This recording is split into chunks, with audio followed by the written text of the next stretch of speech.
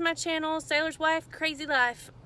We are out and about, and I was hoping to get some last minute stuff before it started to snow, and then this happened. I don't know if you guys can see it. There are little flurries coming down next to the Tahoe beside me. It wasn't supposed to start until 4, and it's 2 o'clock, and it has started 2 hours early, so something tells me we're gonna get a lot more than what they were calling for. Yay me. We picked up a few non-essentials, some essentials to kind of wait out the winter snow. I'm going to be filming while we are kind of stuck in the house, and that's going to be this week's video. So it's going to be how do we survive during winter storms. So stay tuned and we will see you guys later. Hey guys, welcome back to my channel. I sincerely apologize. Let's see if I can get this ring light out of my glasses. I don't think that I can unless I just like tuck my head down and then I just look goofy. So if you can tell, I have changed my shirt. It looks like it's a separate day, but it's not. I made chili because it's like 20-something degrees outside and it's supposed to snow. So I made chili, and in the midst of making chili, I got grease on my Simply Southern shirt, so it had to be doused. And hopefully I can get the grease out of it. So anyways, I got my little cheat sheet out, y'all. It is Military Madness Part 3. So just real quickly, we're going to jump right into it. These are the questions of the day. So let's see.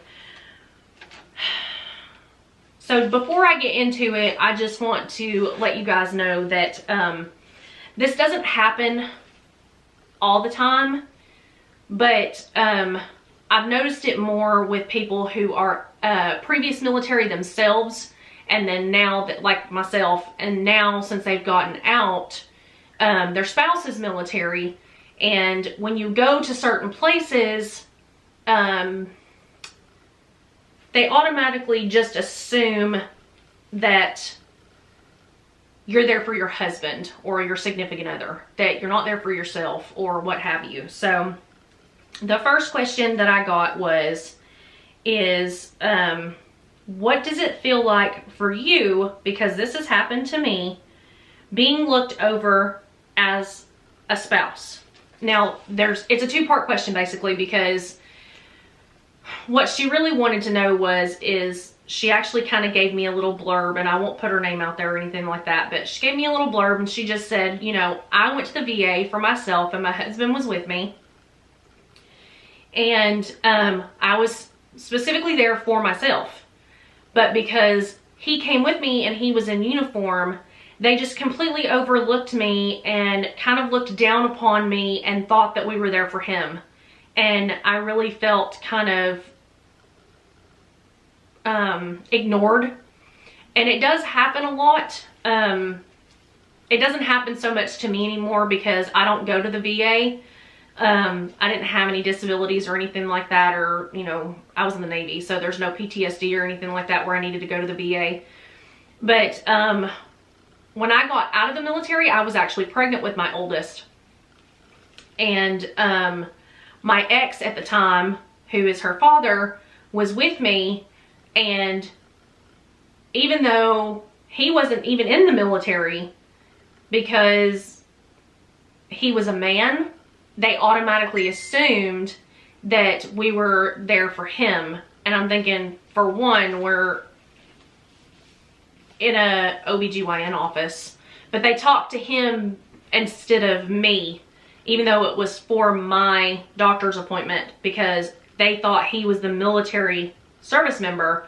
They always were asking him questions, and I'm like, excuse me, I have no problem telling somebody that, excuse me, I am the military personnel or what have you. You need to be speaking with me, because for one, he don't know crap.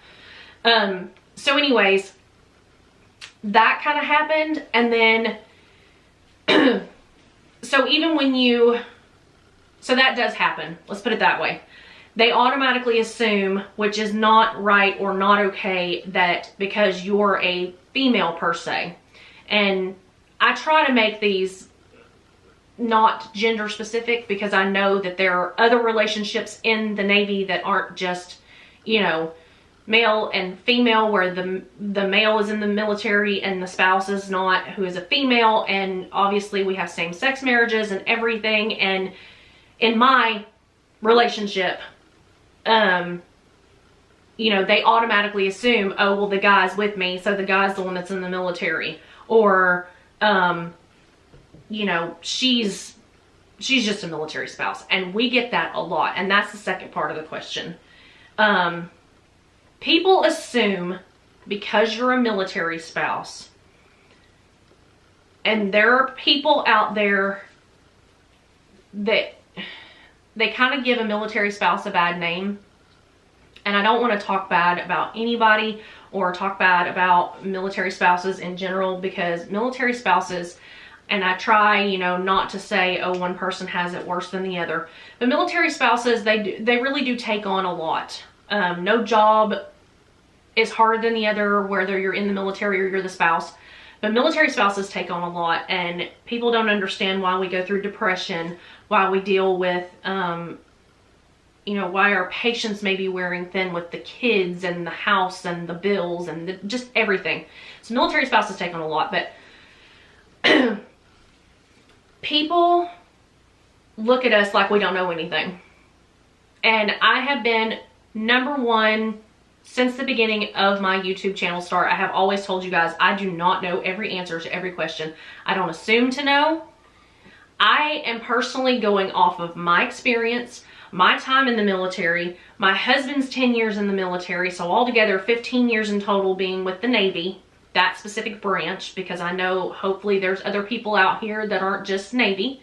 But we get looked down upon like we're stupid, we're dumb, we don't know anything about nothing. It's just, it's ridiculous how bad we get looked down upon sometimes. And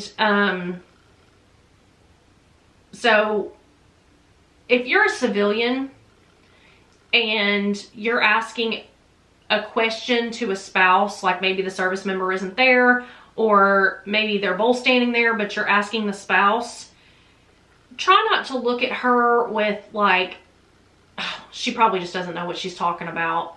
We'll just let it go in one ear and out the other. Because some of us have been in the military previously. I have a bunch of friends who have been in the military previously and now their spouses are in. But don't look at us like we're dumb. Don't look at us like we don't know anything. And, you know, when you kind of hear us complain sometimes about our depression or about how we're feeling about certain things, please don't write that off. Please don't think that it's just us being ridiculous. And, you know, please don't say the infamous words, well, you had to have known that when you married him.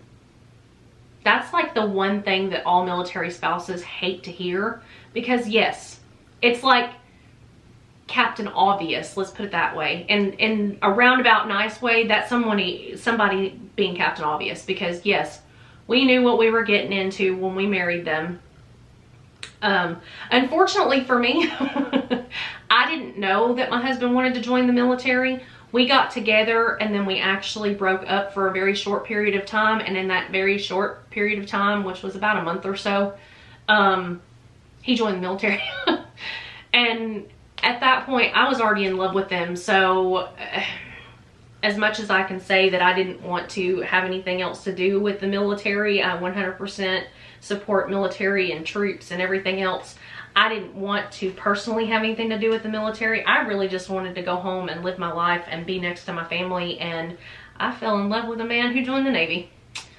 So it is what it is. So anyways, off of that, because I don't want this video to be super, super long. But the next question is your life like Army wives? Now, for one, I personally don't know a lot about the Army service. and I won't claim to know a lot about the Army service. Some things are kind of, I don't know, congruent, I guess you could say. Like a lot of the stuff that happens in the Army happens in the Navy. It's just, you know, on a different scale or a different terminology that they use. You know, same ranking system, but our ranks may be called something different than what the Army ranks may be called. Army Wives was a very, very good show. I loved Army Wives. I watched every season. The actresses in there are absolutely amazing, and there were little bits and pieces of it that you were like, oh yeah, like I can really, you know, feel for her. I empathize for her. I get what she's going through. And then there were some times where it was like really outlandish. I actually, my ex was in the Army. He's a guy that I went to high school with. No shame about saying it, but I dated a gentleman who was in the Army, and you know, it wasn't like he had a dead-end job or anything like that, but he went to Afghanistan 3 times. Now this is in between like 2003 and 2007. He went to Afghanistan 3 times, and the Army Wives portray it as, I don't know, I don't want to get too into it. There was just a lot of portrayals in Army Wives that's not how military life really works. You know, you're not going to get bailed out of certain things. The way the divorces kind of happened on Army Wives is not how it happens in real life. A lot of it, yes, I will say, you can empathize with them. You can understand where they're coming from. You've gone through it like they've gone through it. But the camaraderie that those women have were because they were in a certain duty station for an extended period of time. And that's also a big #1 key thing that really doesn't happen, is that you're not in one place for 7, 8, 9, 10 years. A lot of these women, you know, the portrayal is that the whole entire series they're in one duty station. That does not happen. I mean, you might get lucky, and you know, when you're up for orders, that duty station is the only one that they have available. And because it's Army, I don't 100% know how that works, because you know, when you're in the Army, you have a duty station, and then they can ship you off to anywhere they need you to go. Whereas the Navy, they send us to where we are going to be stationed, and when you are shore duty, you stay in that shore duty for 2 to 3 years or what have you. And then when you go to, say, like Norfolk, where we're going next, you go to Norfolk, and then he's actually specifically stationed on a ship, and that ship can then deploy. But you're never in the same area for 10 years, and if you do, it's just luck of the draw. And I can guarantee you this, those 5, 6, 7 women, I don't know exactly how many of them were in the show because it's been years since I've watched it, but those women and those families seem to be there for 10 years, and that's not the way it happens. I know one person that is a good, legitimate friend of mine, and her husband has been stationed in San Diego for almost 10 years.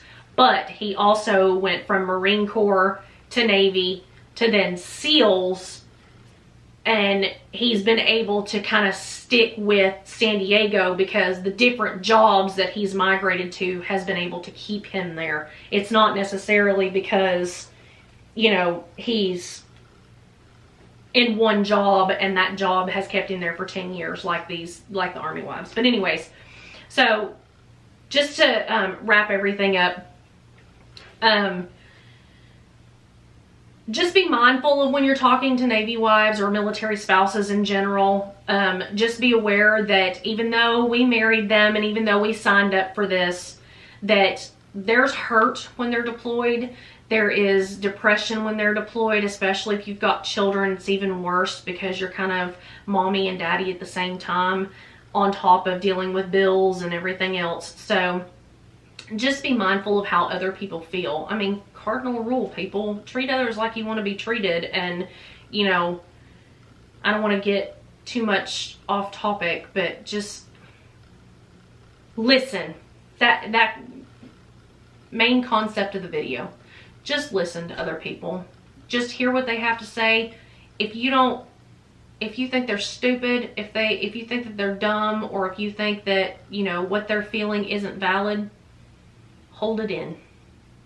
Because a military spouse who's dealing with a deployment, who's dealing with their spouse being gone, who's dealing with, you know, their kids, or if they've got fur babies and they're dealing with that while their husband's gone, the last thing they want to hear is, oh, well, it'll be all right. That deployment will go pretty fast, or it'll be all right, you know, you'll make it through it. You know, it's easy. 7 months is nothing. We don't want to hear that. I mean, I'm not trying to be mean, but that's just not what a military spouse wants to hear when their spouse is gone and they're dealing with everything else on top of everything else. So, other than that, I hope you guys had, again, a great holiday. We're back into the swing of things with school and stuff like that, and we are back on track with Military Madness. So, we are actually getting snow as we speak. And I think for the next couple days, since we're going to be cabin fever bound, we are going to video a couple things, and Sunday I will get you uploaded a new video of kind of what we do and how we chillax and how we make it through a snowy, wintry, nasty mess, because we can't go outside and play. We'll go outside and play in the snow, but you know what I mean. Mommy needs to go play at Target. So anyways, like this video, subscribe. If you haven't subscribed yet, if you're new to the channel, please subscribe and hit that little bell button to let you know when my videos become available. And as always, everybody, keep living the crazy life. See you later.